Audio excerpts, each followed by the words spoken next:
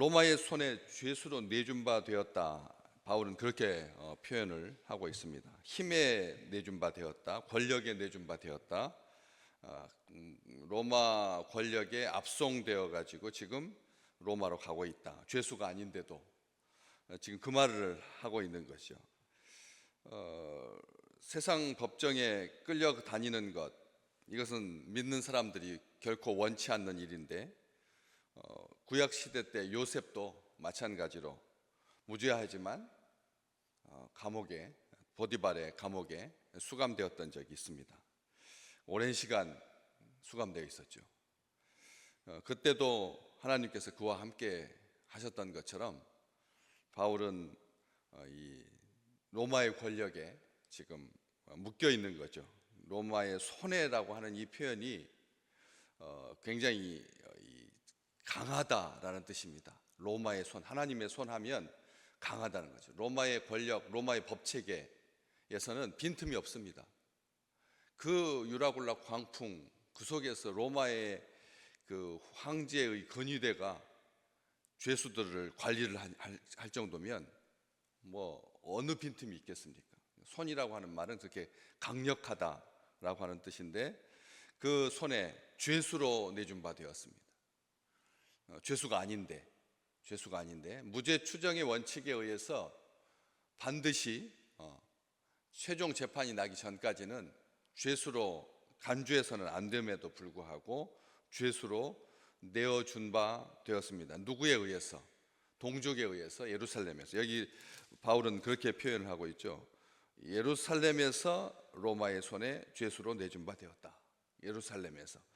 다른 데서라면 모르겠습니다. 다른 데서라면, 그러니까 로마의 권력이 주목하는, 로마의 권력이 주시하는 그 예루살렘에서, 이 허술한 데에서 이런 일이 발생한 것이 아니라 예루살렘의 자부심이었죠. 예루살렘은 유대인의 자부심이었습니다. 예루살렘은 모리아산이고, 예루살렘은 아브라함의 아들 이삭을 제물로 바쳤던 땅이고, 예루살렘은 하나님의 평화가 임하는 곳이고, 예루살렘은 하나님이 보호하시는 곳이고, 예루살렘은 하나님의 사람들을 지키시는 곳이잖아요. 거기에서 비굴하게 로마의 권력에 내준 바 되었다는 거죠. 참 예수님께서 40일 동안 금식하실 때 사탄에게 시험을 받으셨죠. 그런 것처럼 바깥에서 하나님의 영향이 미치지 않는 것처럼 보이는 곳에서, 세속적인 곳에서 잡혀온 것이 아니라 유대교의 총본산인, 유대교의 추종자였던, 유대교의 앞잡이였던 바울을 유대교가 내친 것이죠.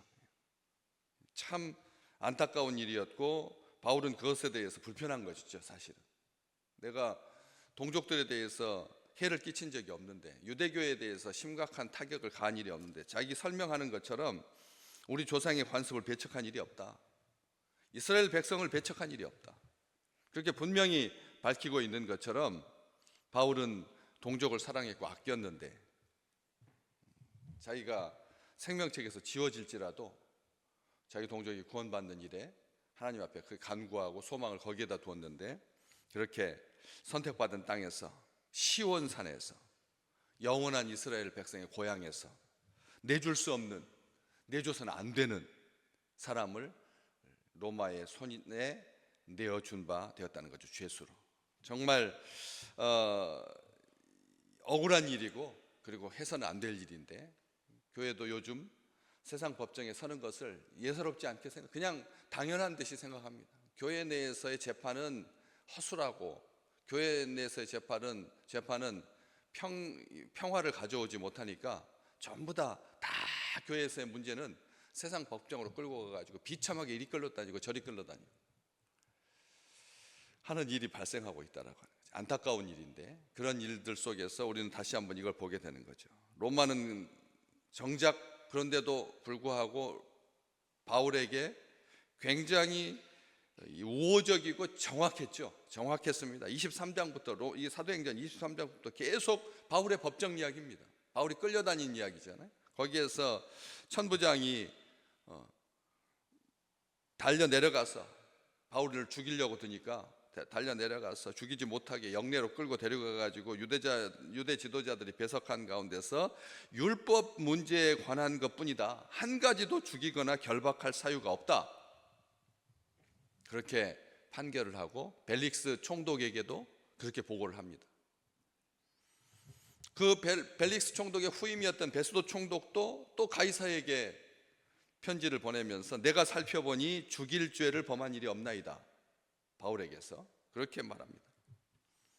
나중에 26장에 보면 아그리빠 왕과 총독과 그 다음에 버니게와 함께 앉은 모든 사람들이 다 일어나서 한결같이 말하기를 이 사람은 사형이나 결박당할 만한 행위가 전혀 없다. 이렇게 했으니까 한마디로 말하면 로마인에게나 아니면 동족들에게서도 바울은 사형에 해당할 만한 죄가 하나도 없다. 이렇게 판결을 했는데 3번이나 완전하게 무죄라고 결정했는데 오늘 19절 말씀에 보면 유대인들이 반대했다는 거죠. 유대인들이 반대했다는 겁니다. 유대인들이 법으로 무죄인데 여론이 반대하는 거예요. 법원이 무죄인데 여론이 반대하는 거죠. 법원이 유죄인데 국민이 반대하는 거예요. 법원이 유죄라고 판단하는데 국민이 반대하는 거예요. 이런 일들이 있었다라고 하는 것이죠. 법의 제국 로마인데 그렇지 않습니까? 로마는 법의 제국입니다. 모든 근대법, 현대법의 기초는 로마법입니다. 로마법이 이 세상의 법의 시발점이고 로마 법이 세상 법의 토대였습니다. 지금도 마찬가지고 설령 문제가 있더라도 최종 판결을 앞둔 사람 앞에서 이 무죄라고 다 1심, 2심, 3심에 걸쳐서 여러 번에 걸쳐서 3심 정도가 아니라 4심 지금 가이사 황제에 끌려가는 건데 유대인들이 반대해서 부득이하게 바울은 말합니다. 내가 마지못해서 상소한다. 가이사의 대법원에 상고한다. 내 민족을 고발하려고 하는 것이다. 그래서 이제 20절 말씀에 이러므로 너희를 보고 함께 이야기하려고 청했다. 로마의 너희들에게 이야기하려고 청했다. 무죄를 호소하거나 억울하거나 억울하기 때문에 해소하려고 변명하려고 하는 것이 아니라 이야기하려고 청했다. 특별히 무슨 이야기? 20절 말씀에 있는 것처럼 이스라엘의 소망으로 말미암아 내가 쇠사슬에 매인 바 되었다. 이 말을 해줘. 내가 이스라엘의 소망 때문에 매인 바 되었다. 이스라엘의 소망이 뭔데요? 이스라엘의 소망은 딱 한 가지입니다. 메시아. 이스라엘의 소망은 그 유대 역사 전체를 통틀어서 메시아였습니다. 처음부터 메시아였습니다. 이집트에 끌려갈 때도 메시아, 바벨론에 끌려갈 때도 메시아, 나라가 망한 다음에도 메시아, 로마의 제국 아래에 있을 때도 메시아, 계속 유대의 모든 시스템, 모든 행동은, 모든 역사는 다 굴종이었고 결박이었고 하나님 앞에 범죄함으로 말미암아 하나님께서 심판하셔서 열국의 손아래 두셨잖아요. 그래가지고 매번 그런 고난의 역사를 어쩌면 우리 민족과 딱 닮았다라고 우리 스스로 자위하는 거죠. 사실은 힘이 없어가지고 우리는 그렇게 대국의 속국이 되었었는데 이스라엘 백성들은 죄로 말미암아 그런 이 척박한 시간들을 보내면서 항상 꿈꿨던 것이 자녀들에게 모일 때마다 10명이 모여가지고 회당에 모일 때마다 늘 강조했던 것이 하나님께서 우리에게 구원자를 보내주실 거다, 메시아를 보내주실 거다. 이 소망이 있었다는 거죠. 다른 것은 다 없어졌는데 하나 남은 거 아주 얇았지만 그 동아줄처럼 얇았지만 그 끈을, 소망의 끈을 놓지 않았다는 거죠. 아멘. 이게 중요하다는 겁니다. 나라가 망하고 백성은 다 흩어져도 소망이 있는 백성은 산다는 거죠. 우리 이 세상 가운데, 대한민국 가운데 가장 소망이 있는 사람들이 누구입니까? 우리라고 믿습니다. 오늘 이 새벽을 올라와서 하나님 앞에 기도하는 주의 백성들보다 소망을 하나님께 두지 않으면 우리가 뭐 하려고 여기 모입니까? 뭐 하려고 우리가 새벽을 깨웁니까? 불가능한 거죠. 분명합니다. 우리에게는 소망이 있다는 거죠. 소망이 누구냐? 예수 그리스도다. 바울은 그렇게 주장하는 거죠. 근데 유대인들은 아니다, 아직 아니다. 지금까지 기다리고 있는. 이스라엘 소망으로 말미암아 내가 메인바 되었다. 예수께서 오셨다. 예수께서 우리의 죄를 대신하여서 죽으셨다. 예수께서 우리를 의롭게 하시려고 다시 부활하셨다. 그리고 완전한 구원을 위해서 우리를 위해서 다시 오실 거다. 이 소망 중에 소망이지 않습니까?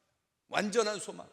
이 백성의 소망은 하나님이십니다. 이 민족의 소망은 우리 주 예수 그리스도이십니다. 우리는 그것을 믿는 자들이라는 거죠. 유대인들은 반대했습니다. 신성 모독이라고 생각했습니다. 마리아의 아들인데, 아비 없는 자식인데.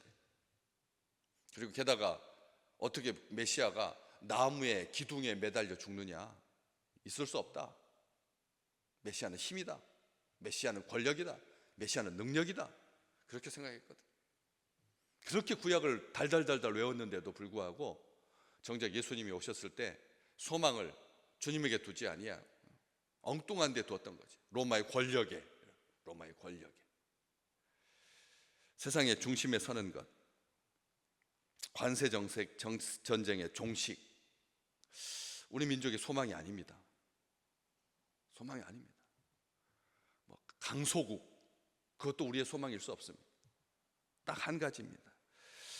예레미야 17장에 예언되어 있습니다. 이미 영화로우신 보좌여 시작부터 높이 계시며 우리의 성소이신 하나님.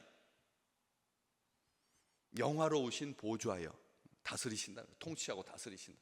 하나님의 나라를 말하는 겁니다. 하나님의 나라? 하나님의 나라는 하나님의 나라가 목적이 아닙니다. 하나님의 나라의 중심에 누가 계시는데? 우리 주께서 계시고 우리 주님이 우리를 뭐라고 하셨는데? 내 형제들에게 가서 전해라. 우리는 열 고울 권세를 맡은 자들입니다. 이 지상에 계실 때 그런 권위를 마음껏 행사하시기를 주의 이름으로 축복합니다. 손을 들어서 축복하는 거예요. 우리가 열 고울 권세 맡은 자라니까요. 한 달란트 맡았다라고 말하지 마십시오. 두 달란트라고도 말하지 마십시오. 5달란트 이야기를 주님께서 먼저 이야기하셨잖아요. 주의 백성, 선택받은 백성들, 아침 9시부터 와서 인생을 섬겼던, 주님을 섬겼던 주의 백성들 아닙니까? 그렇기 때문에 그런 왕 같은 권위를 가지고 영화로우신 보좌여 시작부터 높이 계시며 우리의 성소이시며 마지막 이스라엘의 소망이신 여호와여, 가장 중심이 되는 예수 그리스도, 우리 여호와 하나님이 이스라엘의 소망이시다 분명하게 밝혀주고 있습니다. 우리를 오늘도 통치하시고 우리를 형제라고 부르는 것을 부끄러워하지 아니하시고, 그래서 참 소망이신 예수 그리스도, 우리가 그 소망을 신뢰하고 의지하기에 우리를 통해서 일하실 하나님의 놀라우신 역사를 보는 거죠. 이번 한 주간 동안 이 소망이라고 하는 말은 어디서 나왔느냐면 모여있는 물에서 나왔습니다. 그냥 흩어진 물도 있거든요. 그렇잖아요. 흐르는 물도 있고 그렇잖아요. 근데 이게 무슨 물이냐면 모여있다라고 하는 말은 썩은 물이 아닙니다. 고인 물이 아닙니다. 어머니의 양수를 말하는 거예요. 자궁을 말하는 겁니다. 생명수를 말하는 겁니다. 거기에서 소망이 나왔다는 거예요. 소망이라고 하는 단어는 모인 물에서 나왔습니다. 우리 주님 생수의 강이신, 이 하나님의 긍휼과 자비의 그 생수의 강은, 모인 물은, 소망은 생육하고 번성하는 토대가 되는 거죠. 오늘 마실 물이 없는 시대, 물은 많은데 정작 마실 물은 없는 시대, 물 부족 국가를 살아가면서 물가에 심겨진 나무와 같이 소망과 함께 가는 주의 백성들이 우리 주님께서 주시는 그 분복을 12달 잎사귀가 마르지 아니하고 뿌리가 마르지 아니하고 깊은 데 되어 있어서, 그래서 날마다 소망 가운데 거하는 우리 귀한 식구들 되시기를 주의 이름으로 축복합니다.